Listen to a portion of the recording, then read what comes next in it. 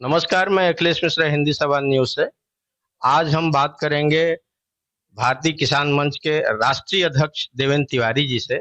जहां देश में भर में पूरे हर्षोल्लास के साथ आजादी का अमृत महोत्सव मनाया जा रहा है, वहीं पे कुछ आतंकवादी संगठनों ने श्री तिवारी जी को धमकी भरा पत्र दिया है, जिससे माहौल थोड़ा सा गड़बड़ लग रहा है। और वही पत्र माननीय मुख्यमंत्री योगी आदित्यनाथ जी को भी दिया गया है, उनके संज्ञान में है। भाई साहब से हम ये जानना चाहते हैं कि आप इसके बारे में क्या बोलना चाहते हैं सरकार।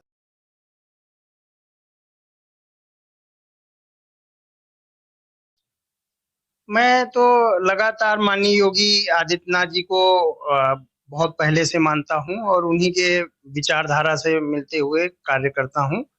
जब किसानों का आंदोलन चल रहा था उस समय भी मैं 4 से 5 महीने के आसपास वहां पे बैठा रहा। माननीय मुख्यमंत्री जी का आदेश हुआ तो कुछ अधिकारी गए, मैं वापस आ गया वहां से। उसके बाद से मैं लगातार इन लोगों के साथ रहा, लेकिन बड़ा दुखद है कि तब से करीब 2-2.5 साल से कई बार ऐसी दिक्कतें आई कि हमले हुए और गौ संरक्षण को लेके जो मैं काम कर रहा हूँ उसमें बाधाएं उत्पन्न की गई, लेकिन अभी तक किसी भी प्रकार का कोई भी एक्शन नहीं लिया गया। गोरक्ष पीठाधीश्वर भी कहा जाता है महाराज जी को, उत्तर प्रदेश के माननीय मुख्यमंत्री को। और आप गोरक्षक के लिए, मतलब आप गो की सुरक्षा के लिए मुद्दा उठा रहे हैं, आप बात उठा रहे हैं। इस पे लोगों की क्या आपत्ति है कि आपको धमकी भरा पत्र मिल रहा है?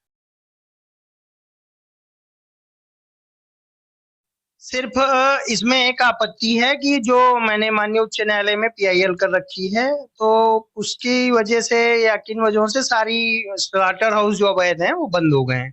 इसको लेकर आक्रोशित हैं वो लोग और माननीय मुख्यमंत्री जी के आदेश पर ही सब बंद हुए हैं।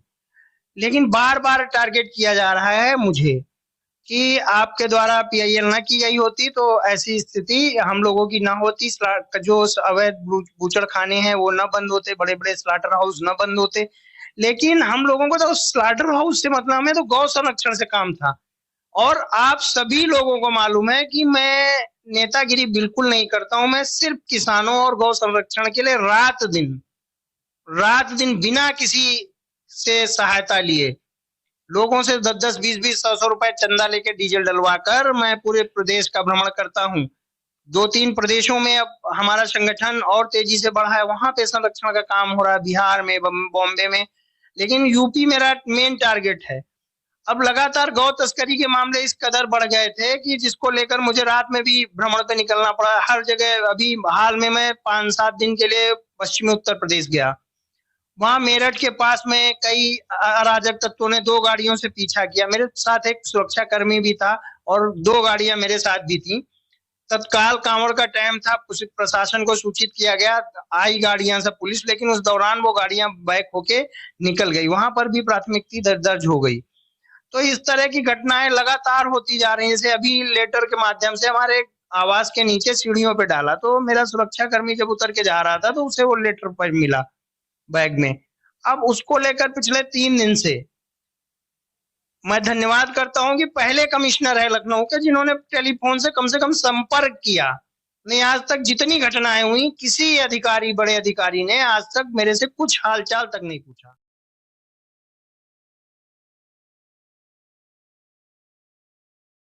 शिरोडकर जी को जिम्मेदारी लखनऊ की मिली है और सुनने में आता है कि अपने कार्यों को लेकर के बहुत ही तटस्थ रहते हैं। और इन्होंने आपके इस घटना को संज्ञान में लेकर के अगर आपसे बात की है तो उम्मीद है कि आपको कुछ न कुछ राहत मिलेगा। आप इसके बारे में क्या कहना चाहते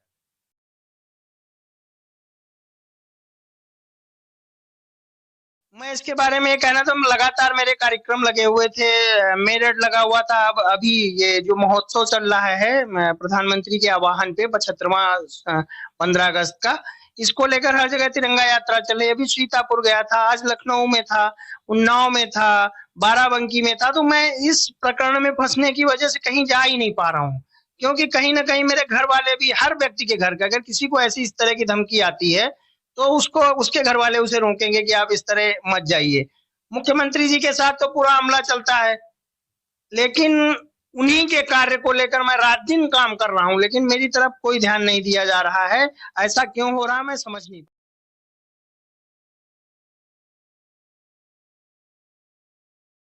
रहा हूँ। सरकार से आप क्या चाहते हैं? आपको सुरक्षा पूर्णतया नहीं मिला है, ये हम भी देख रहे हैं, एक सुरक्षा से कुछ होता नहीं है। लेकिन आपकी क्या मनोस्थिति है इस समय? आप चाहते क्या है सरकार? आपकी क्या सरकार से आपकी मांग है? मैं सरकार से एक ही मांग करता हूं कि जितने मेरे 10-12 मुकदमे लिखे हुए हैं उन सब लोगों को अरेस्ट किया जाए, उनके खिलाफ जांच हो, पकड़े जाएं, जिससे कभी भी सनातन धर्म और गौ सेवा के को लेकर जो धमकाने का कार्य है यह लोगों का बंद हो, और मुझे उचित सुरक्षा उपलब्ध कराई जाए जिससे मैं भ्रमण कर सकूं। कल रात में भी काकोरी पुलिस ने 250 कुंटल गौ मांस बरामद किया है। यह स्थिति है उत्तर प्रदेश की राजधानी के बगल का। अगर मैं इसको रोकने के लिए जाता हूँ, गौ तस्करी रोकने के लिए जाता हूँ, अगर गौ संरक्षण केंद्रों में जाता हूँ कि चारे में घोटाला हो रहा है, चारा नहीं दिया जा रहा, कहीं कहीं 60-60 100-100 गायों को जहर खिलाया जा रहा है, कहीं करंट से बंथरा में मर रही है, अगर इन चीजों को उठा रहा हूं तो कोई अपराध नहीं कर रहा हूं। लेकिन किसी भी तरह की कोई भी सरकारी सुविधा मुझे नहीं मिल रही है, सिर्फ एक सुरक्षा कर्मी दे दिया गया है, उसी के भरोसे हम चल रहे हैं।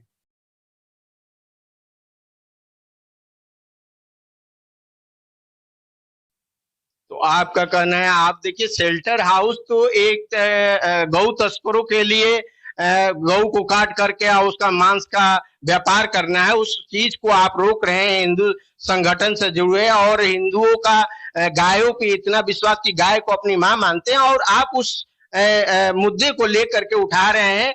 आप अपने निजी स्वार्थ के लिए नहीं बल्कि एक हिंदू तबके के लिए ये कार्य कर रहे हैं। इसके बावजूद भी आपको ये बार बार जो धमकियां मिल रही है, इस धमकी को लेकर के आपने अभी तक किस किस को संपर्क किया और किसने आपको सांत्वना दिया या आपके लिए कुछ कार्य किया, आप बताइए।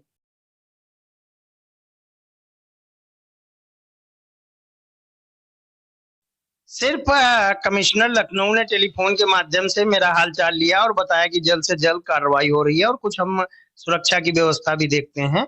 बाकी गृह मंत्रालय से लगाकर यहाँ पिछली बार से, ये तो अभी का मामला है, पहले भी गृह मंत्रालय से लगा के सीएम तक सबको मालूम है कि मैं कितने खतरे में हूँ, क्योंकि लगातार इस तरह के तमाम आतंकी धमकियां देते रहते हैं और इस पर किसी भी तरह की कोई कार्रवाई नहीं किसी पे हो रही है।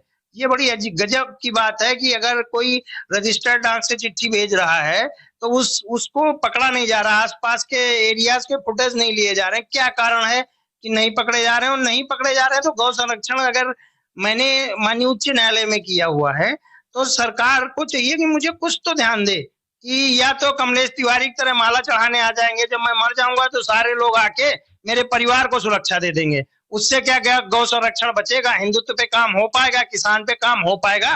क्या इसी विचारधारा में सरकार है कि मेरी हत्या हो जाए और उसके बाद वो माला चढ़ाने आ जाए और मेरे परिवार को सांत्वना दे दें कि अब आप नहीं, वो नहीं रहे, अब हम आपके लिए सब कुछ किए दे रहे हैं।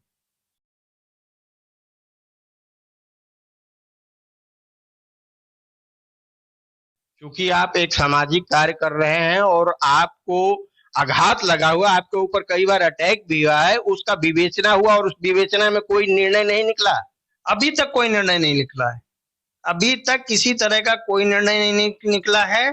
और हमारे लोकल थाने से, इंटेलिजेंस विभाग से सबने लिख कर भेजा है कि जो भी चीजें हैं कि थ्रेड है, लेकिन बड़े अधिकारियों ने इस पे क्यों एक्शन नहीं लिया? शासन की वजह, सरकार की वजह से नहीं, जबकि माननीय मुख्यमंत्री जी को भी मालूम है, उनके साथ में रहा इस चुनाव में, पूरा भारतीय किसान मंच ने पूरे प्रदेश में उनका समर्थन किया, खुलकर मंच के माध्यम से हमने समर्थन किया। उसके बाद भी ये स्थिति है, तो मैं समझ नहीं पा रहा हूँ कि किस तरह की गौ संरक्षण की बात करना चाहते हैं। योगी आदित्यनाथ जी अपने जनता के लिए तटस्थ हैं, उनकी सुरक्षा के लिए तटस्थ हैं। और अगर आप जुड़े हुए हैं एक सामाजिक संगठन से, तो हमारा इस चैनल के माध्यम से योगी आदित्यनाथ जी से निवेदन है कि इस पे जल्द से जल्द त्वरित कार्रवाई करके और निर्णय जल्द से जल्द आपके पक्ष में दे। और तब तक हम यही चाहेंगे कि आपको भरपूर सुरक्षा मिले। अगर सुरक्षा रहेगा तो आप अपने कार्यों को निष्ठापूर्वक कर पाएंगे।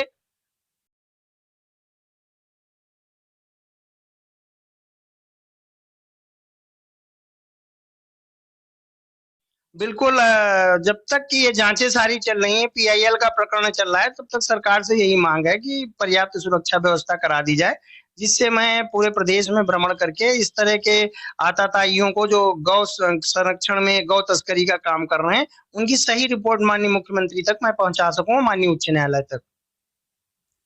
ये थे देवेंद्र तिवारी जी, और ये एक सामाजिक कार्य कर रहे हैं, और इस सामाजिक कार्य में जो लोग इनका विरोध कर रहे हैं वो देश के हितकर नहीं है, तभी बार बार इनको धमकियां मिल रही हैं, बार बार इनके ऊपर अटैक हो रहा है।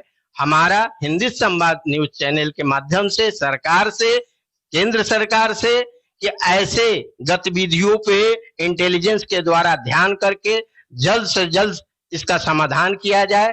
मैं अखिलेश मिश्रा अपने मित्र अजय मिश्रा के साथ हिंदी समाज न्यूज पे आज देवेंद्र नाथ तिवारी जी का मुद्दा उठाया। कल किसी और मुद्दे को लेकर के आपसे मिलते हैं, तब तक के लिए नमस्कार।